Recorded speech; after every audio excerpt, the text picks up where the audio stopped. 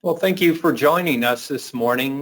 This is the first of a series of 4 Lutheran Service Builder webinars, all around the application Lutheran Service Builder. Today's is, as you can see on the screen, is covering the service planning and global search. First of all, I want to introduce myself as your presenter today. My name is Tim Burt. I'm a software support technician here at Concordia Technology Solutions, and my contact information is there on the screen. And helping me today as support is my colleague, Taylor Brown. She is also a software support technician, and her contact information is there as well. And by the way, Taylor, thank you for helping us today and answering some of the questions that might be submitted throughout the webinar today. We appreciate it. All right, let's briefly just talk about what Lutheran Service Builder is. It is a web-based program that allows churches to quickly plan their services, create custom bulletin inserts, export presentations and playlists, and conform with all of the copyright requirements. Our training today involves 4 sessions. This first one is the service planning and global search. Our second session will be all about bulletins and bulletin formats. And then following that will be the presentation and presentation formats. That will be on Wednesday. And then we'll round out things on Thursday, talking about my worship resources and some of the other add-ons that are available in the program. But today's topic, we'll be focusing in on service planning and global search, and just helping you set up your application for the first time in the very beginning. All right, just a couple of housekeeping things. I plan for about 50 minutes for presentation. We'll then have 10 minutes for any questions at the end. All attendees are muted. I just wanted to make note of that, but you can ask questions throughout the webinar by submitting those through the questions window on your side of the interface. And that's why we have Taylor with us today. She'll be reviewing those questions and trying to get answers to you during the session. But at the end, I plan on reviewing those questions and anything that might come up there at the tail end that you might like to ask. And also remember that a recording will be shared. We'll need a couple days just to look over and review the recording and make any edits that we might need to, but you will be, as an attendee, you will be notified and given a link to that recording. All right, the training goal today is by the end of today, you will know how to set up your Lutheran Service Builder account and plan your first worship service. The outline will be looking at at the licenses, the trial and the main licenses, settings and users. We'll also be taking a look at the calendar view and talk about the service plan and planning for services possibly way into the future, and also the global search that's available. So let's go ahead and get started. We've got a lot to cover. Let's begin by talking about the licenses. All right, first of all, there is the trial license. And with the trial, you'll be able to try out the application at your leisure and be able to use that as long as you want. There's also the software license, which is the main application license.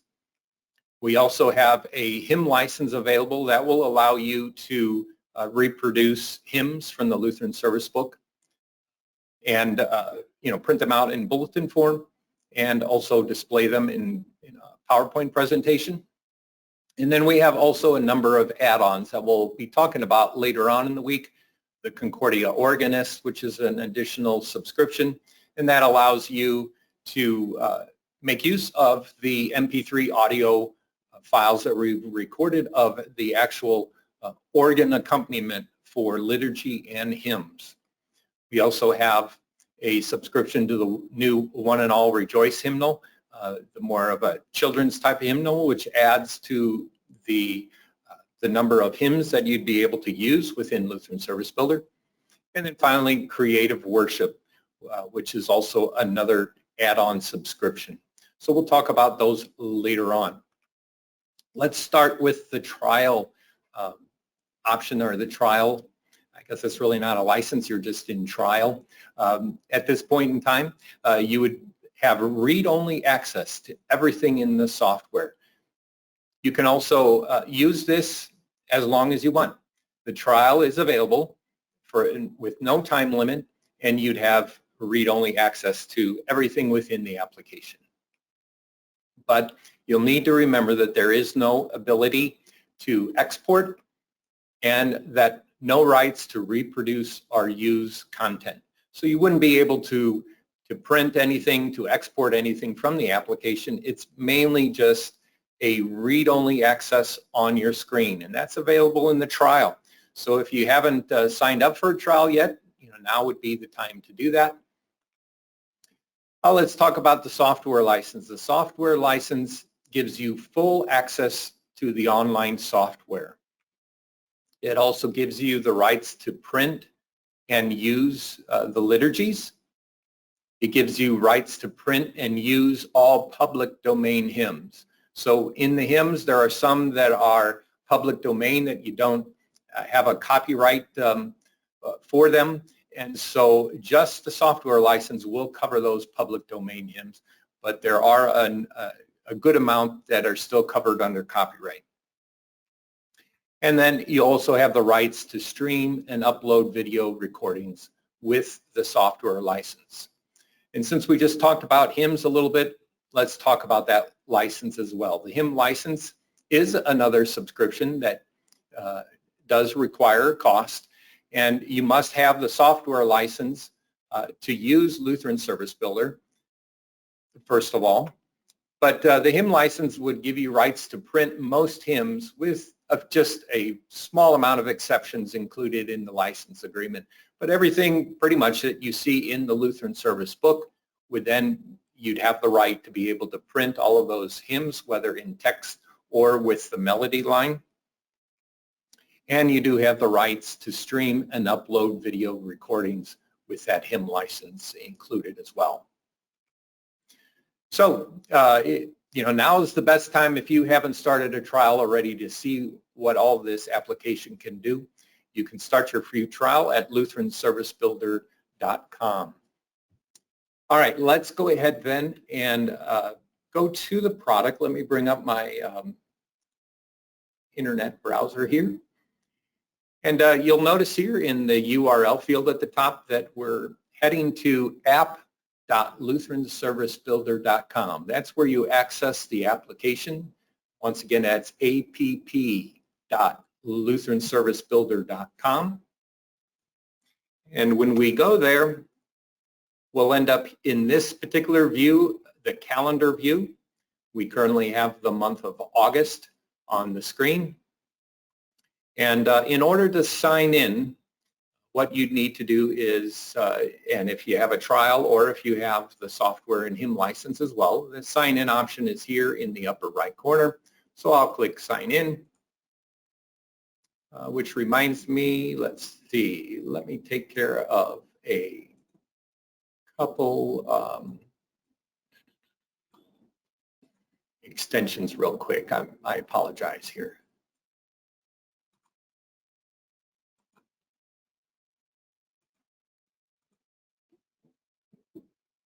All right, very good.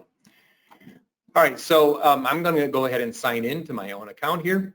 You fill in an email address as well as your password.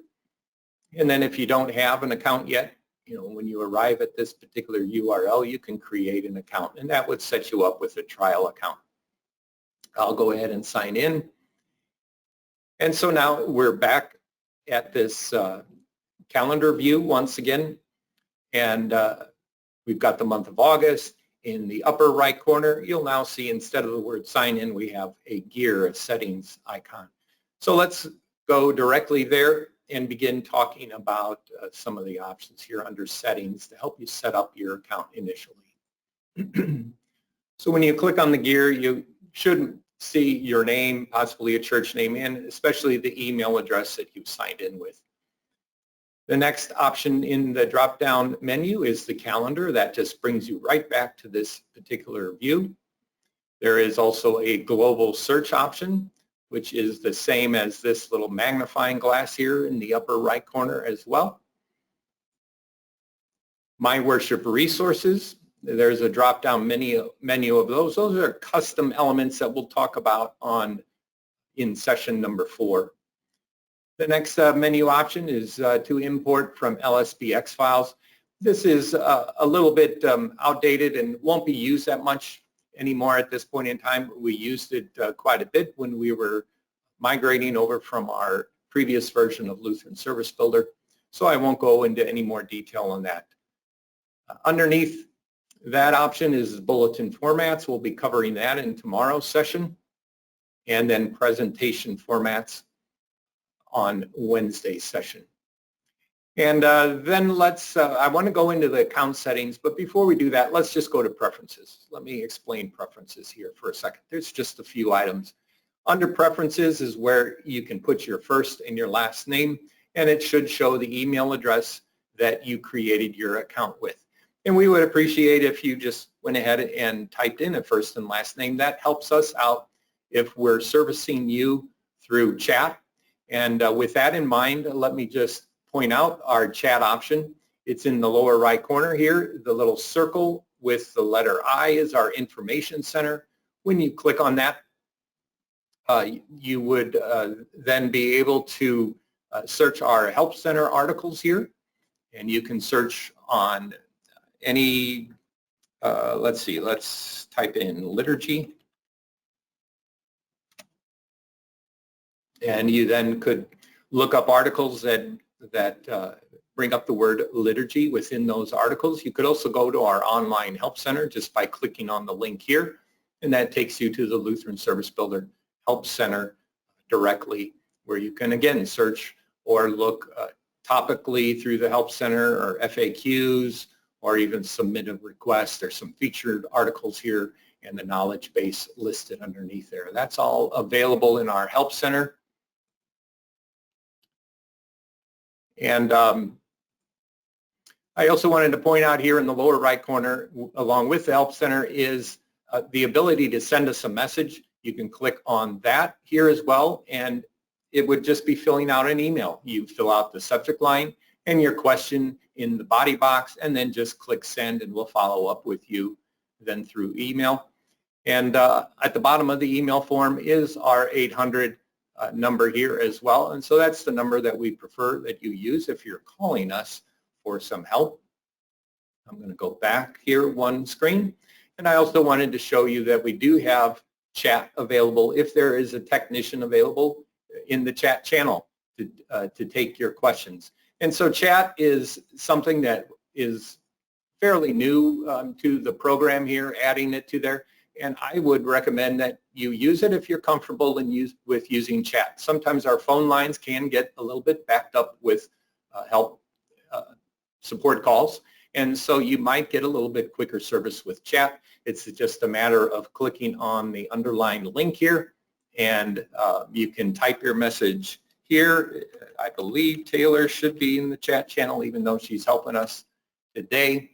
And you can see that with my name entered in here with the preferences, it does give then the technician the first name as well, and then we can greet you appropriately. So Taylor is saying, thank you for reaching out to us in chat. How may I help you today? So it's that simple. And then you just type in your question, how do I, and then just press enter, and that sends that question then to the technician. I'll go ahead then and we'll go back and cancel that, come out of that chat option, and let's continue on here with preferences. So that's the importance then of just filling in your first and last name. Oh, and I should also mention here, let's go back there real quick. Make sure to click save in the lower right corner so that it does save your first and last name after you've entered it. All right, back to the gear. Let's talk about account settings. Account settings, this is where you would put in the name of the church. This is just my fictional church here, Concordia Church, that I've entered in. Underneath that are locations. Some churches might have dual locations that they have services at, or they might have their pastor might serve two churches in the area, maybe a sister church. And so this is where you would create those locations if you want to have a different, in a sense, a different account, a different calendar for those locations. And I've just got a few here: Concordia Lutheran School that I created, Concordia Lutheran Church, the 3-year lectionary, and sometimes I do get calls from churches that use the 1-year lectionary. So I've already created just another location for the 1-year lectionary.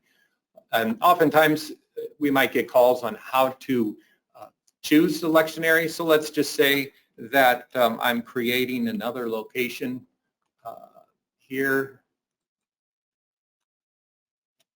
called Trinity Church, and the box underneath there is where you select which lectionary that you want to use. So we could set up a 3-year lectionary here, click Save, and now I would have yet a 4th location that I could select from. And I'll show you where those locations can be accessed on the main screen. Underneath that are the users in the system. Right now I'm the only user, but let's say I'd like to invite someone else, another staff person at the church, to be a co-user with me in the application. And I should mention too that it's open to as many users as you would like at your church. So if you got a staff where 10 people could be involved and all take part in creating your services, collaborate together, you can do that. There's no limit on how many users you have.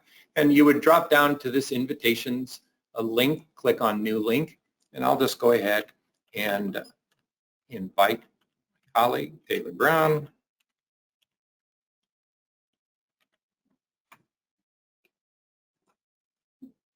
You can see here that once I've clicked send, it now shows that I've sent Taylor an invitation just a few seconds ago. And we'll check back with that. I've asked her to go ahead and respond to that. You will notice that if a user has not responded after several weeks and maybe they didn't get the original invite, that there is a resend button here that you can use to resend them the invitation. Let's move on to the license view, and then I'll come back to invitations here in a moment. The licenses, it does not have to do with your Lutheran Service Builder account itself. This is more about third-party licenses. And so at times there might be some contemporary hymns that you use in your services, and you might already be familiar with the company CCLI, which serves the copyright for a lot of those contemporary songs. So that's what this section is all about. So if you're familiar with maybe another third-party licensing company, we could put in CCLI there. When I would have an account with CCLI, they would, of course, give me some type of account number. I'll just put 8 digits in here, and we would click Save. And then we'd be able to make use and be able to enter in some of those contemporary hymns and use them within our order of service as well. So that's this licensing area. If you got more questions about that, feel free to call us or chat with us, and we'd be glad to go into more detail with that. The next section underneath here, under account settings, is the content subscriptions. So here is where you would then add some of those add-ons that we have available. The One and All Rejoice Hymnal, which is a separate subscription that has a cost involved. You can call and ask your salesman about that if you're interested in that hymnal. If you'd like to add the subscription to Creative Worship, that is also available under a separate subscription that you can talk with your salesman about. And then this final subscription, content subscription that I want to talk about is the Let Us Pray subscription, and that is a free subscription. That's the prayer of the church. If we click on that option, it will then, and you can do this, again, all of you are able to get the Let Us Pray. That's a free subscription. You can choose to include the prayer of the church in your service bulletin automatically by checking that box. And you can also include those prayers in the search panel.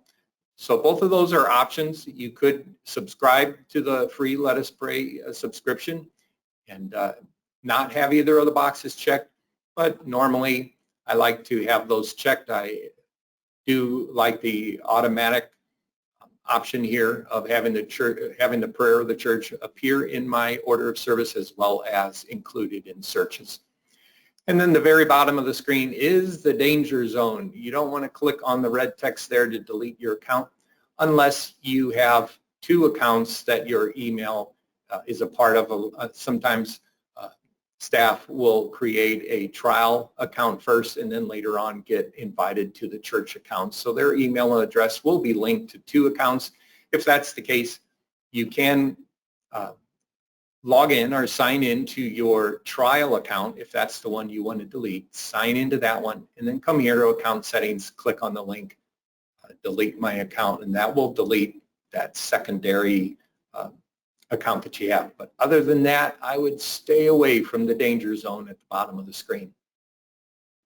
Let's go ahead and go back to invitations here. Let me refresh my screen. And we'll now see that where Taylor's invite was here under invitations, she's now here as a user with myself. And when you first invite someone and they answer, they respond to that invitation, they'll be added to the application as a user, which means that they still have access to all of the workings of the application. They can create bulletins, create formats, presentation formats. They basically just don't have access to the account settings. In fact, right now, if Taylor was going to log in, she would not even see the account settings here at all in this list. So you can, let's go back here to account settings. You are able then to promote a co-owner with yourself. And so here, Tim Burke, it shows that I'm an owner, and Taylor Brown, all I need to do is click on the Make Owner button here, and this will ask you to confirm that this person will also be able to manage all of the locations in the account settings for the church. I can make Taylor an owner, and then that owner label appears here. So you can have as many co-owners as you need.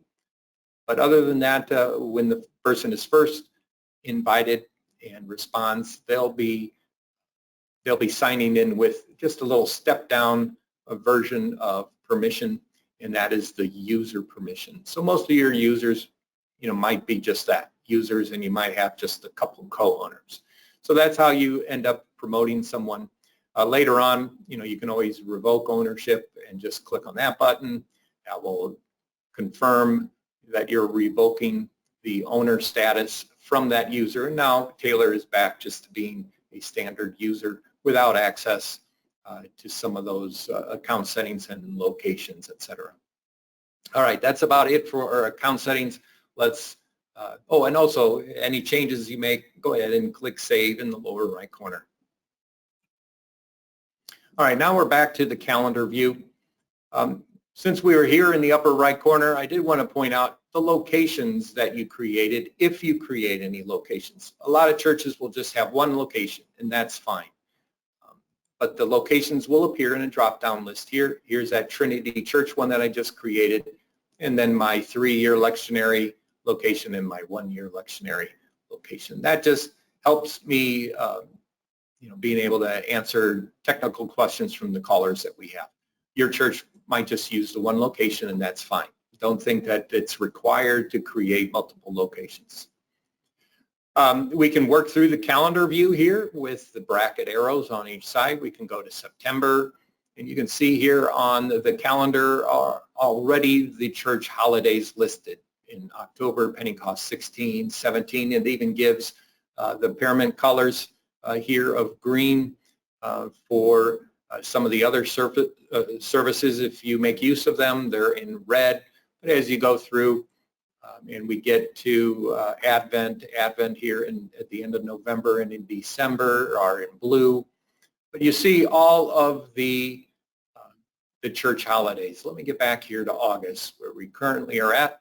In the current month, you'll see that all of the previous days in the month are already grayed out in the calendar, and so we're right here on the 22nd. We can create a service from scratch on any of these days from today going forward.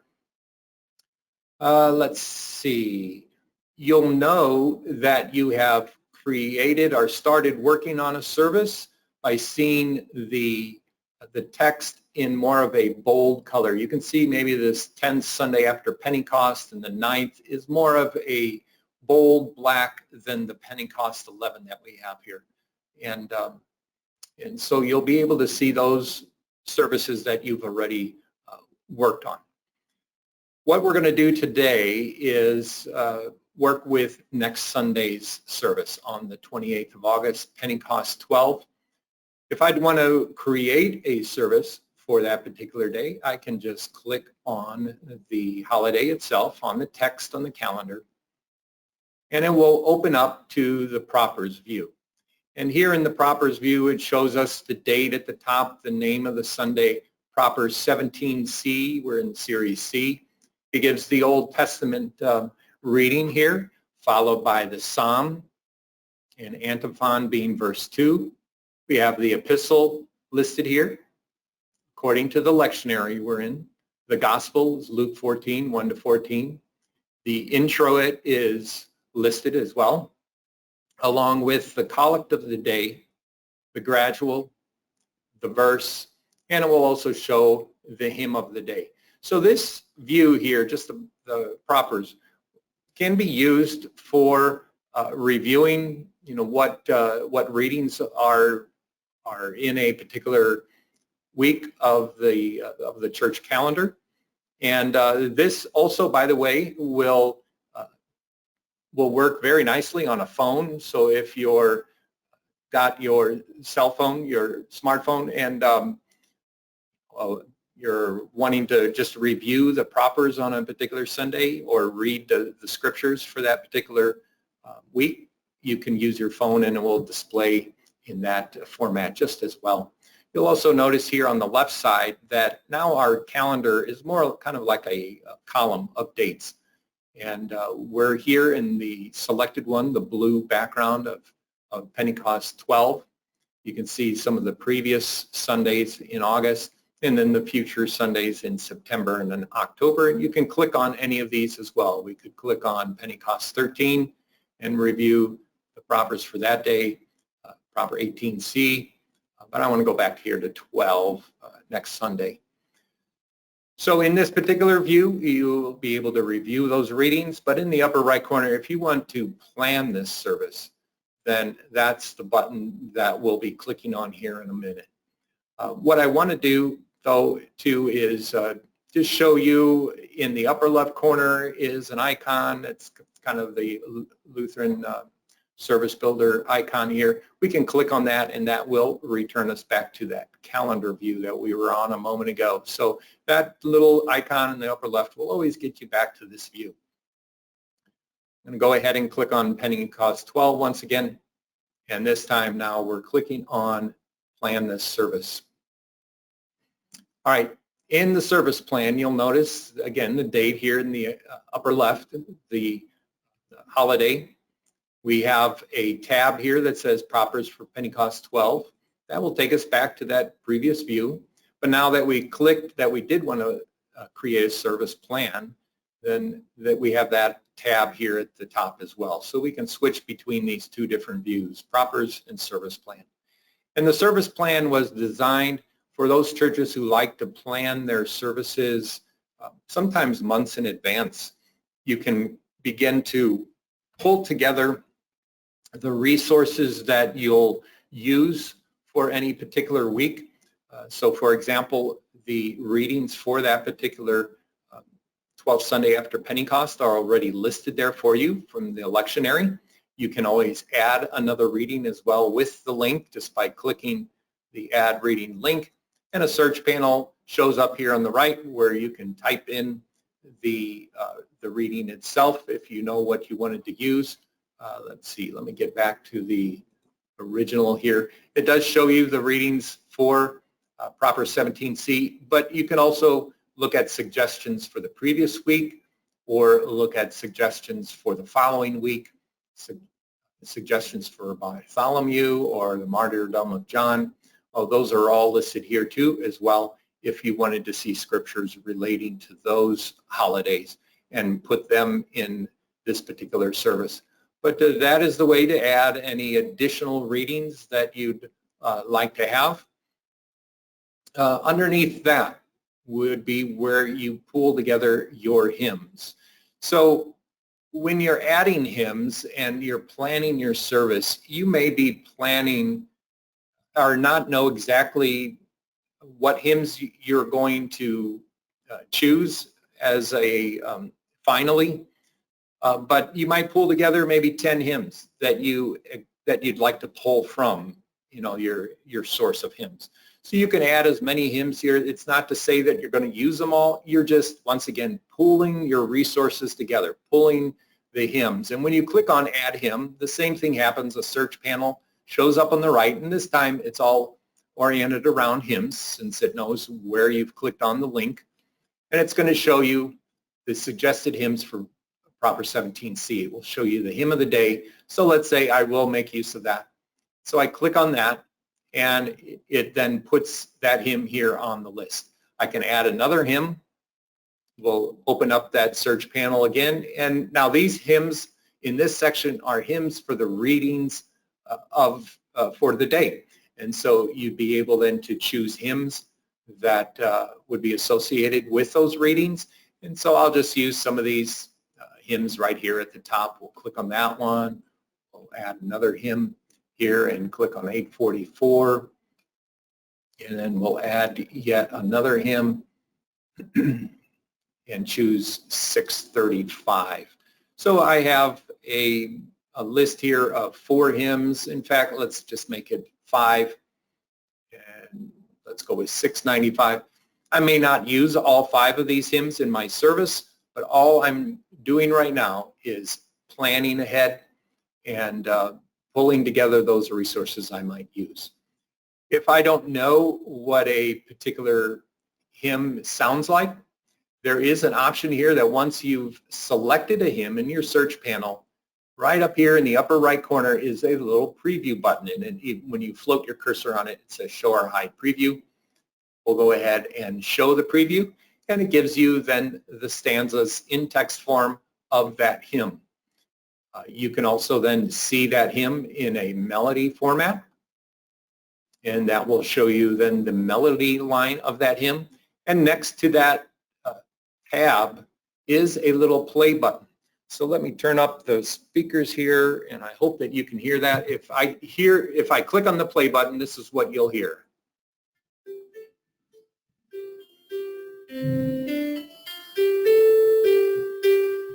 It plays a simple MIDI melody, like someone's playing that melody on the piano. And that little circle is also a stop button, so when you're done listening or previewing the melody, you can turn that off. But that will then play that melody for you, and you'll then be able to confirm whether that's the hymn that you wanted to use or not. You can also look at the hymn information and click on the tab here, Info, at the top, and that's going to show you all of the details about the hymn, who the author is, who wrote the tune, the copyrights that are involved. Once again, everything about the melody, the tune name. This all, I'm sure, makes sense to organists and music directors. The related topics for this hymn, sanctification, Christian life, the related scriptures, and where it is suggested on. So I believe we're on proper, I think it was 17C. So it shows here that this hymn is suggested to be used on that particular church holiday. And once again, here in Melody 2, there's that same little play button that will activate the little MIDI player as well and give you that sampling just like the very top does.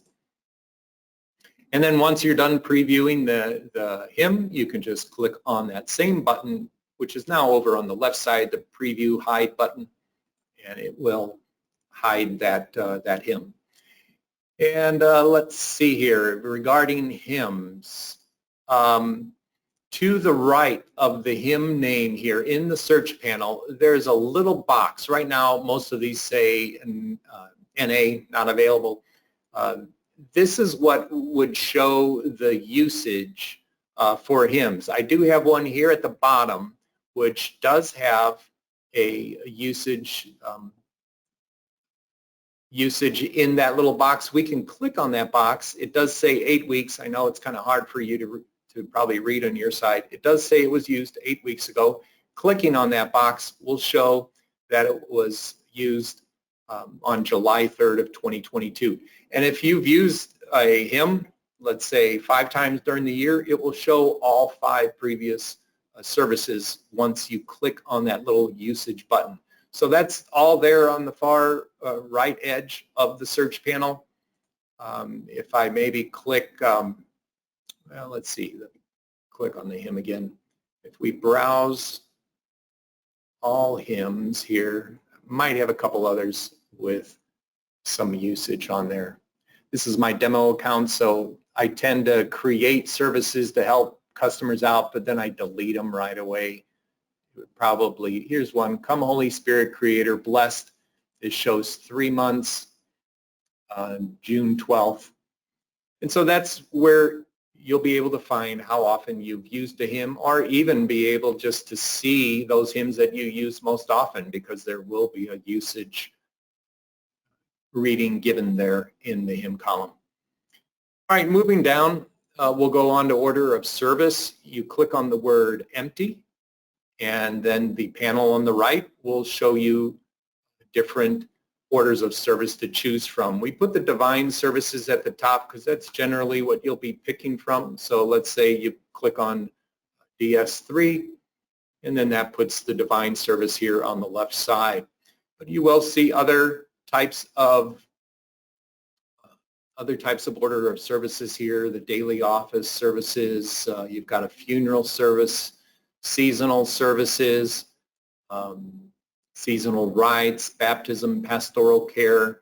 It's a nice list here of different categories of rites of blessing when you're looking, for some type of installation of a servant of the congregation. Those types of services can all be chosen right from the right side here, and once you click on it, that will be the service then that you're planning to use, the order of service you're planning to use.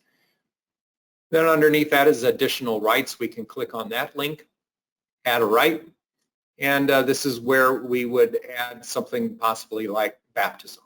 You can see the different categories once again listed here. Rites of blessings. Let's go ahead and just select Holy Baptism as a rite that we're going to add to our service next Sunday. And then underneath that will be any notes that you want to put in here. So you might put in something like the sermon name possibly, or maybe any kind of special music that you might be aware of, or maybe the organist or the music director.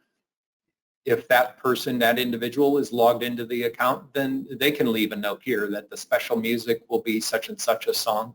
And that way, all of the users, that you have in your account can collaborate together on these services. They'll see the very same thing we see in the service plan right now as well. So you can leave notes for one another in that notes section. Underneath that is the ability to change the name, date, or holiday of this service that we're planning. So if we clicked on that link, we could change it then from August 28th to some other day or some other week. We could, we could change the holiday that's involved. And this holiday option usually shows you, I think it's like 10 days prior to the date that you clicked on and 10 days further into the future from the date that you clicked on. So that's why it's showing Pentecost 11 as well as Pentecost 13. But towards the bottom of the list, there are some more common occasions that you might choose for your holiday. It might be a funeral service, it might be a wedding service. So those are the types of things that you can change here right from this view. You can also make a copy of this service to be used on a different date. Clicking on that link will just give you basically the same type of window here. You choose a date. In this case, you choose a location. So it might be you want to copy this service and use it at your other church, at Trinity Church as well, your sister congregation. And you can then name it anything you want. And so we could name this, let's see,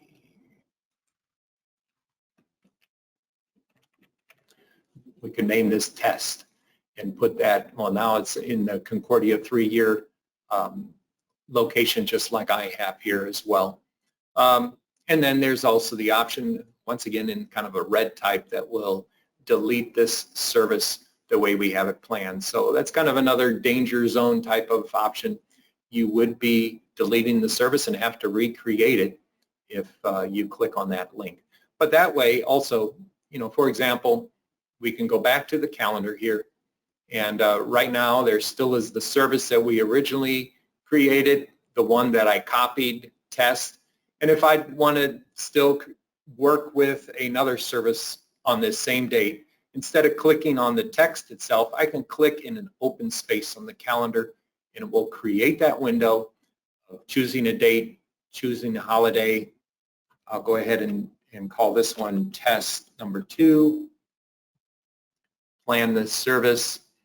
Brings us to the service plan view of test 2, but let's go back to the calendar just to see how this date then has changed. So you can see here where I've got a number of different services all planned for Sunday, just by either clicking on the church holiday or clicking in the open space here to create additional services, or even just something that you want to work with as a test like I did. I'm going to go ahead and click on test 2 and delete that service, confirm the delete, go back to test itself and delete that one. And then here we go. So this is the service we're working with.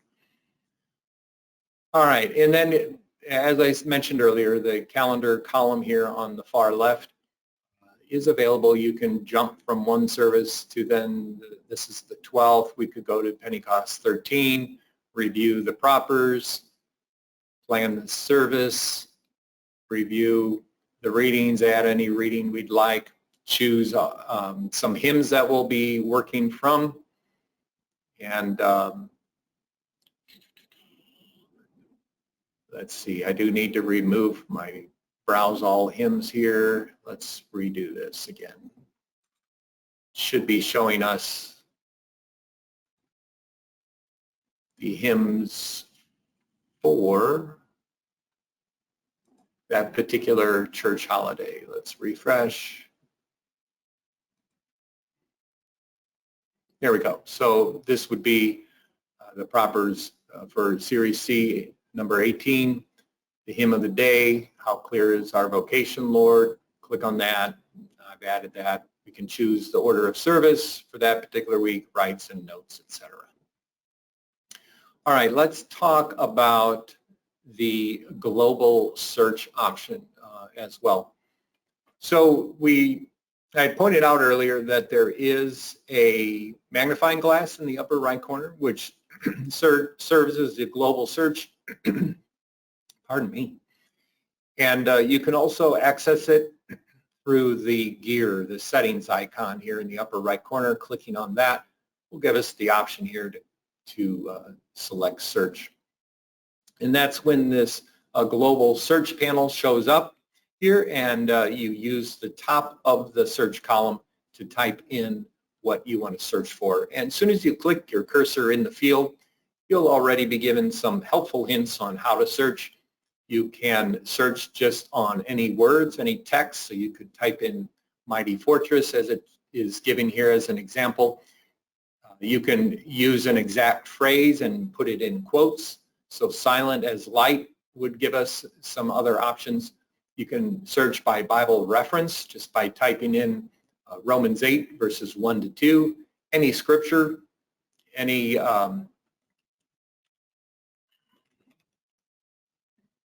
pressing enter. Let's see, this will give us, we probably should put a chapter at least in there. And so this would give Romans 13 here in the main search panel. You'll notice here on the left side that then it also gives results for hymns based on the search term Romans 13. We can scroll down and then we'll also have results for readings for Romans 13. Now I didn't get very specific, I just put a chapter, so it's showing us a number of different options here. We also have a results for liturgy elements as well at the bottom. Let me go ahead and refresh the search page and get back to these tips here. You can also search just by typing in a hymn number. So just as it says there, we can type in hymn number 594. Press enter, and you'll notice that it gives us a result for the search term 594 for hymns, as well as a prayer that appears on page 594. So it will even be specific to that degree, where it will show you a hymn and also a page, something on a page number in the area of prayers. Let's go to the hymn here just for an example. So this is kind of what we saw earlier when we were working on the service plan. It's showing us the text of the hymn. We once again can show the melody. We've got the play button. We've got the info button here to show the detailed information about the hymn. If we go back to text, in this global search view that we have, you will notice in the lower right corner, there are a bunch of options that you can use just for this one service element. So if you were wanting just to copy this hymn and put it in a Word document, you'd be able to choose your stanzas here. Let's just do stanzas 1, 2, and 3. You can see as I unchecked 4 and 5, that text was removed here from the left side. I can then export this out to a Microsoft Word or rich text format here, an RTF or an HTML web type of extension. I can print this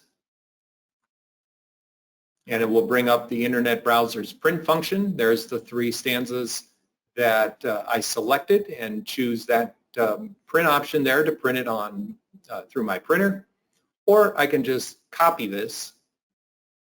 It shows that it's been copied, and I could open up, let's say here we open up Word.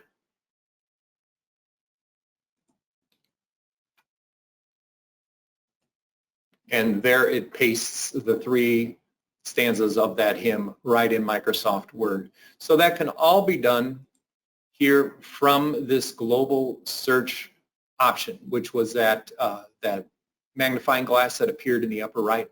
All of those options are here in the lower right corner. Now, you will need to keep in mind that if you do export, print, or copy any element from this window, that will count towards usage of that particular service element. And that way, all of that is done automatically for you on the back end, all of your usage recordings, so there's nothing more for you to do. I just want to make you aware that if you export, print, or copy, that will count towards your usage. Let's go ahead and refresh the search panel. You will notice that there are other ways of narrowing your search. You can use the pound sign. And so if we select that, the pound sign is up here in the search field, but it also then gives you other types of search. So we could say, let's see, with the cursor up there, I type in hymns, and then 594 like we did a moment ago. But because we are wanting just to find hymns and not prayers, that's why it's then just showing us the 594 hymn and no longer shows us that other option for prayers. So that's a way of filtering a little bit further, being a little bit more selective on what you want to see. You can also search by topic, by tune name, which organists, music directors might like, the meter, to find a particular hymn, the liturgy element that you're looking for, and all of these have the word, like author, colon. So if we put in something like author, colon, is it Volker, I think is one of the authors, press enter. It shows us the two hymns, which 594 happens to be by author Robert Volker, and then there's also a Sandra Volker hymn number 751. So you'd be able to search if you know the author, the copyright holder, the church holiday, a series, or category. All of these options are available. Just begin by typing in a particular one of those options that narrow your search down. So for example, let's say I was looking for the prayer for this week.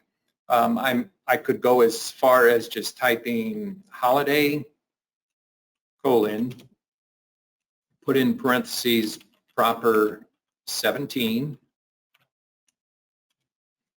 put in another search to narrow the search further, series, colon, and we'll put the letter C because we're in C, and then use pound, and the type I want to search for is prayers.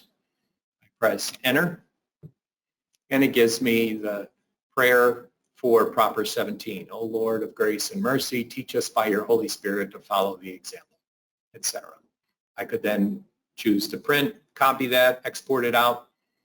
And so this is where you can use multiple, even layers to your search terms here. We've got 3 different ones. We've got the holiday, colon, being proper 17, the series being series C, and then the pound prayers, filtering the view just to be the prayer. All right, so getting close to the end of the session here. Let's go ahead. I'm just looking real quick to see if there's anything else I wanted to cover here. I don't believe so. Let's go ahead then and bring our slide presentation back up.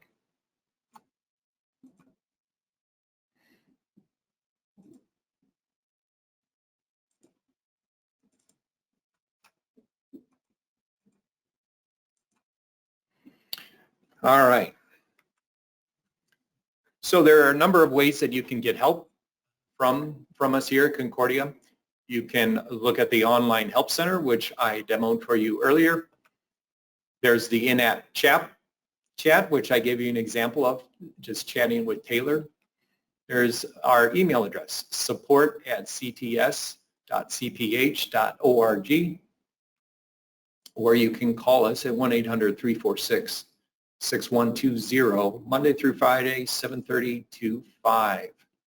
We're going to open this up now for questions and answers. If you have any questions that you'd like to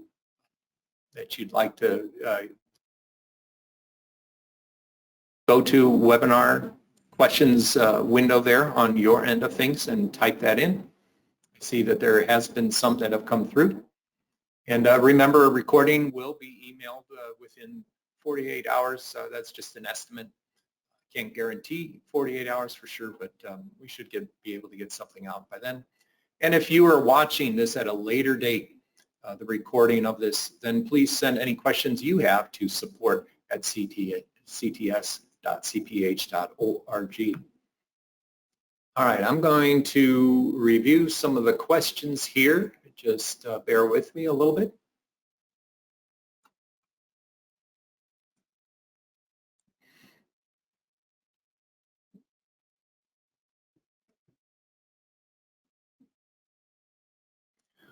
All right, in the beginning here, let's go back to,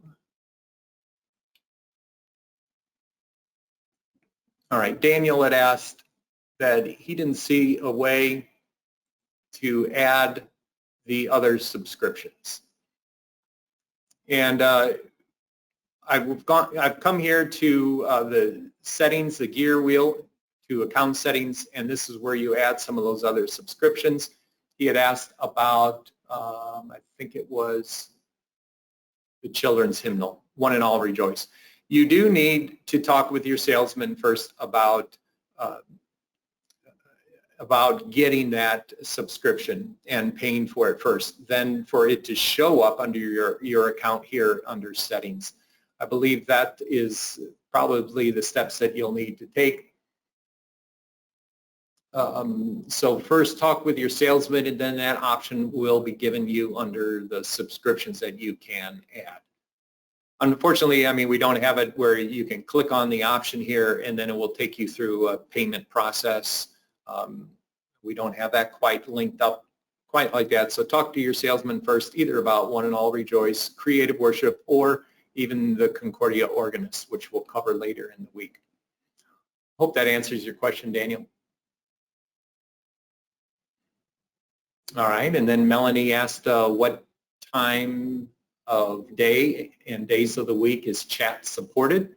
So mostly Monday through Friday, probably from around 7:30 to about 4:30, 4:45. That is the extent of our office hours. So you can reach us in chat during those times. Now, if we happen to have a couple technicians out, we may not have a technician in the chat channel from those hours, 7:30 to 4:45-ish, around there, but we do our best to have a person in the chat channel, and that chat link will be present if there is a technician there. So you'll see the link there if there's a technician there. If not, it will just say send a message here in the lower right corner in the information center. All right, Bud asks, my settings drop-down does not have account settings. Why? So Bud is talking about this right here, that he does not have that in his drop-down menu for settings. And that's because, Bud, you are set up as just a user, in the application. You need to be a owner of the application to see account settings. So when we went through that earlier and I talked about promoting my colleague to an owner, you would need to talk with your current owner there of your online Lutheran Service Builder application. And you know, if it's justified that you need to have that owner access, then you'd want to have the original owner in a way promote you to that owner status from being a standard user. All right, Nancy asked how to get to account settings. Once again, that's just here in the upper right corner in the gear, the settings gear icon. Account settings is right there.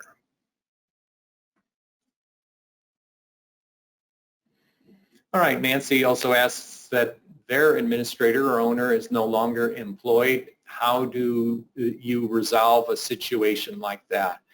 So in that case, Nancy and anyone else who has that type of situation, you should call in to our tech support, and what we'll need to do is issue an account recovery form where we'll need to get 2 signatures from your church, one from the pastor and then one from a witness, so that we can confirm that it's a legitimate change of ownership on the application or on the account, the online Lutheran Service Builder account that you have. We need to confirm that, and then we'll get that and help you get that taken care of so that you can become an owner on your account since the last person is no longer employed there.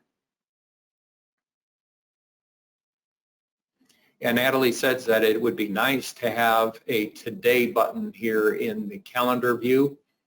And yeah, that would be something that I can, put in feedback, and then that way, clicking on the button would just bring you to the current day, the current month type of thing, and we would arrive here right here on August. All right, let's see what else.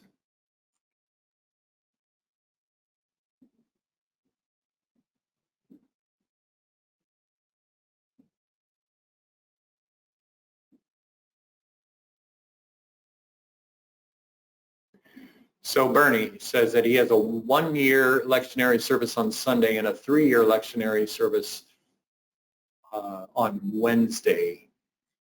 I could create them as churches or locations, only one actual location. In that case, Bernie, you would need to create 2 separate locations, because the way this settings option is set up for locations, there's just one lectionary designation per location. So I'd maybe, if you maybe consider this, you could have your church's name here and have a 1-year lectionary, just the way I have this one set up, and then another one with your church name set up with the 3-year lectionary. You would have to make sure that when you're in calendar view that you have the appropriate location set up. If you're doing the 3-year, that would be your that was your Wednesday service, and the 1-year is your Sunday service. So you'd have to make sure that you're in the correct location when you're creating that service to get the appropriate lectionary.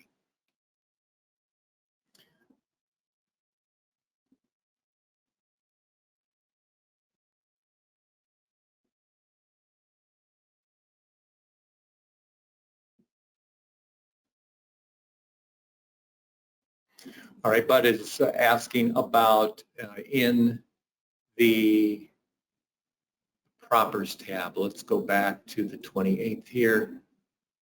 Propers. All right, so here in the Propers tab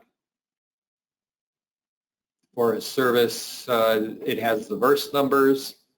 But if you do the global search for a reading, the resulting reading does not have verse numbers, and that's true. When you're doing the global search, we've gotten some feedback on that. If you're doing the global search, let's just take Psalm 25 here from the Old Testament. You can see the verse numbers are here, but if we do the global search option,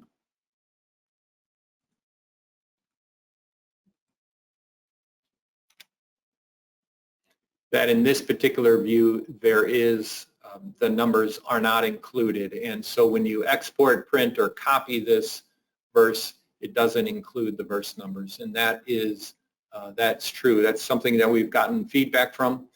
There is a way, if you go ahead and just use the reading as is in a service, and you go to bulletin view, which will cover more tomorrow what bulletin view looks like. Let me go here just to prepare bulletin and show Bud here. Let's see, this is the Old Testament reading. This is Proverbs. Here's Psalm. Was it Psalm that we were looking at? Either way, let's just use the Psalm here. You can see that the verse numbers are here. You can right-click on any of these elements and just the verse numbers. Let me go ahead and click copy there. Let's go ahead and open up Word. And it should paste in the verse numbers as well, which it does. So you have to go through a few extra steps. Unfortunately, the global search does not include verse numbers at this time, but you can get it just by copying the element from the prepare bulletin view. Just go to that extent and pull it right from there. Let me go back to our service plan.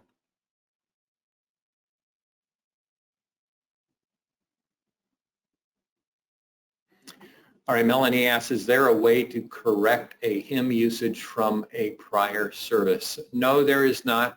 It all happens in the background. The way usage is recorded is on Monday, which would be today. It's actually pulling in the last 7 days on the calendar and reporting anything that you have copied, anything you have printed, anything that 3 methods, and it looks at that as usage, and it will report that then because it was it was pulled out of the system in that way. So there isn't a way to correct that.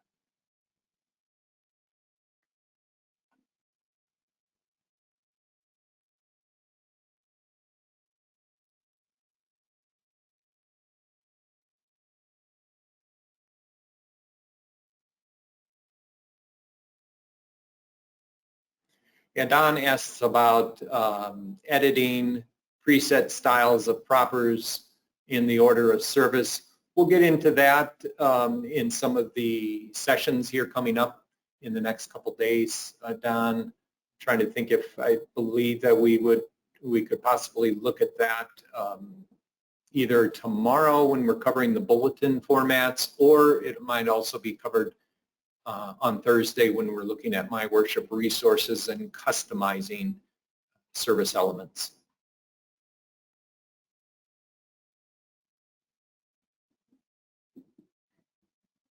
All right, Bill asks, I've run across a hymn that said it was not covered by the license. What do I do? And so I guess you have two options. You don't present the text of the hymn, or let's see, let me find my hymn license agreement. If you look at the hymn license agreement online, it will show just a small number of hymns that are not covered by copyright, 462, 712, and that's for use in the United States and Canada. And then congregations outside the United States and Canada, they have a little bit of a longer list here where the copyright isn't covered. And so if there is a hymn that's in the Lutheran Service Book, that you need to get permission, I would call our copyrights department here at Concordia Publishing House and get permission from them. They'll have the details on what you would need to do, but certainly you can contact them about those situations.